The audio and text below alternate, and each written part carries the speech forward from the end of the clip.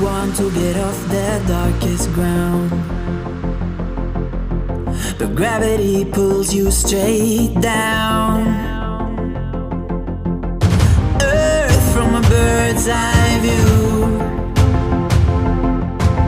You should grow feathers and see this too.